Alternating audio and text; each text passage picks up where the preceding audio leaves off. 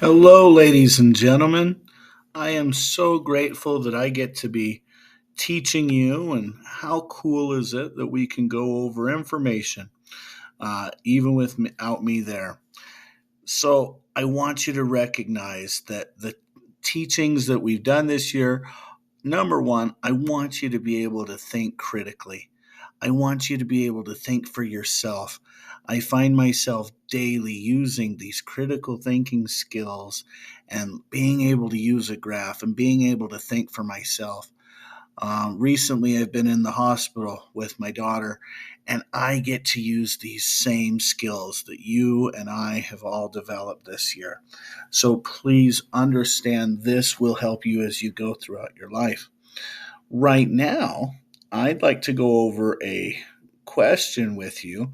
This is really going to help us understand stimulus. So, when you get to the point where there's a stimulus, it's a stimulus just means what are you trying to learn? What are they trying to get you to answer?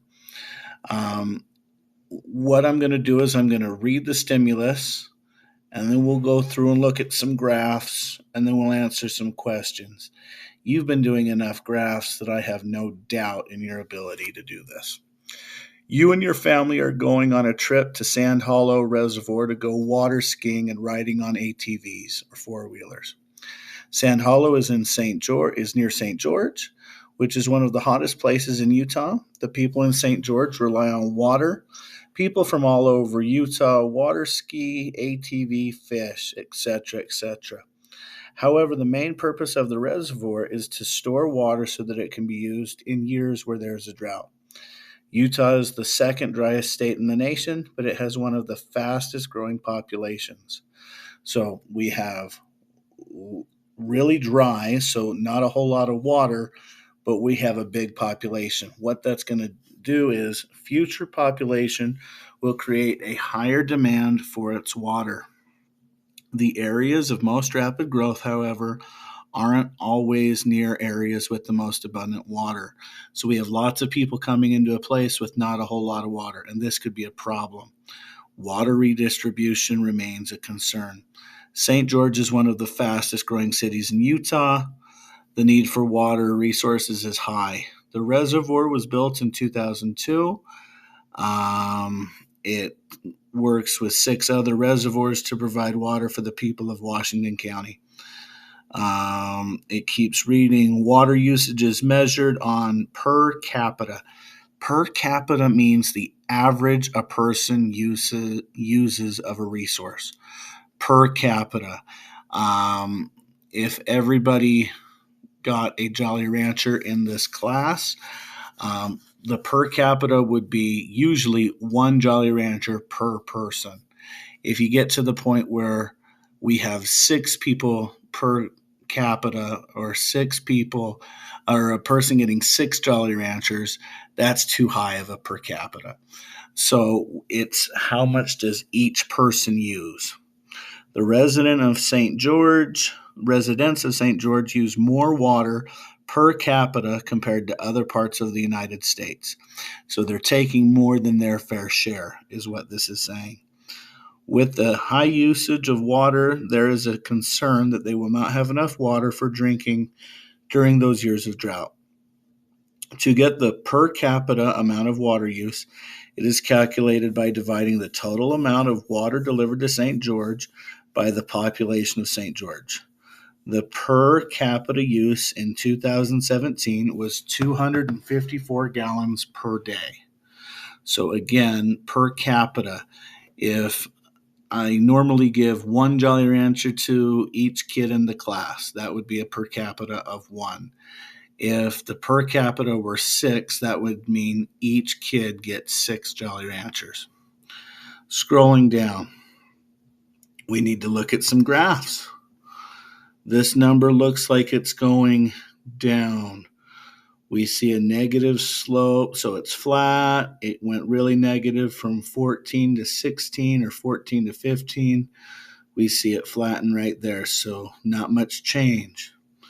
Scrolling down, this is going to talk about per capita, or which cities are using the most water per capita.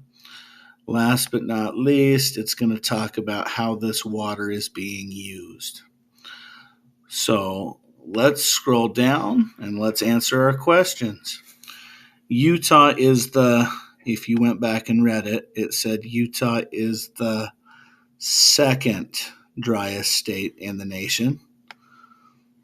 Utah is the second driest state in the nation, but has one of the biggest or largest growing populations in the country. The residents of St. George, Utah uses 254 water per capita compared to the other parts of the country. 254 is what I had in my notes, or more. They have more per capita than other parts. Utah uses more water per capita. Okay, so scrolling down to question 2. Using figure 3, what claim would you make about the amount of water used by St. George compared to per capita use for other dry cities in the location? Well, it says go to figure 3. If you get this on your RISE test, it says go to figure 3. Go to figure 3. If that's Phoenix, that's Denver, that's Vegas. Oh, Washington County is the greatest. So which one of those shows that Washington County is the greatest? Well, that would be B. Washington County uses more water than some areas in a similar location. Duh, that's easy. Guys, we haven't had too much difficulty. We're looking at a graph. Question 3, using figure 4, what group on the chart uses the most water? It tells you point blank, go to figure 4. Which one uses the most water? This is figure 4. Does institutional? No. Industrial? No. Which one uses the most water? Residential, 59%. Residential's A. Okay, we looked at 2 graphs.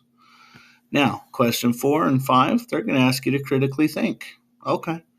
Using figure 2, based on the information, make a claim of what happened in 2018 that would cause a change in water consumption of St. George residents. So it says based on figure 2. I go to figure 2. What happened in 15? What happened in 16? What happened in 17? Well, the slope is pretty much flat. So if there's no change, we're going to say we anticipate that in 2018, it would be about the same. Now, do we know that for sure? Well, no. But our pattern says 15 to 16, 16 to 17, they were the same amounts. So we'd anticipate that 2018, would be about the same. So we'd say, make a claim. Because the numbers, or because the slope has been relatively flat, we anticipate that the numbers would stay roughly the same. In other words, the water consumption of St. George residents would be similar to previous years. Okay. And that's just saying make a claim. We make claims based on data. Go to the figure, tell me what it says, and I know this is reviewing a little bit. Based on the figure, what do you think could happen? Now, if it was a negative slope, that would probably change your answer. But if you look at the slope, if you look at the graph, it's pretty easy. Last but not least, it says, when Washington County is in a drought, the county encourages citizens to conserve water.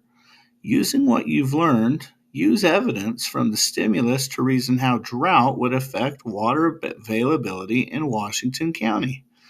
Also, how would an increase in population affect the conservation of water in Washington County in the future? Let's go with this first part first. Using what we've learned, what evidence from the stimulus, use evidence from the stimulus to reason how the drought would affect water availability. If there's going to be a drought, we know that there will be less water. So if they're saying there's going to be a drought, the availability of water will go down or decrease. A drought means the amount of rainfall or the amount of precipitation. So as the precipitation goes down, temperature's going to go up. This will make it so that we have less fresh water. So let's go through and let's type this out. If there is a drought, we know that there will be less water. This will make it so that it will be hotter. A hotter location will get less water. That's because it won't rain as much. So the drought is going to make it so that we have less water. The drought will make water less common or more scarce. Also, so it has another question. It's important when you do these that you answer both of the questions. How would an increase in population affect the conservation of water? As the number of people go up, the amount of water being used, blank. Well, if I've got more family members at a party, we're going to eat more food. If we've got more people in this part of Utah, we're going to use more water. So let's say this: as the number of people go up, the amount of water used goes up. How would it affect the conservation of water? People will be using more water, so there will be less to go around. I really hope this helps. We could add by saying the map shows that Utah is already trying to conserve water, and more people in the state will equal less water per capita. So we started out the thing talking about per capita. If we go back and we look at our graph, if we say that we're already using a lot of water per person, if we increase the amount of people, we're going to be having a lot less water per person. I really hope this helps. I really am grateful for your time. Have a nice day.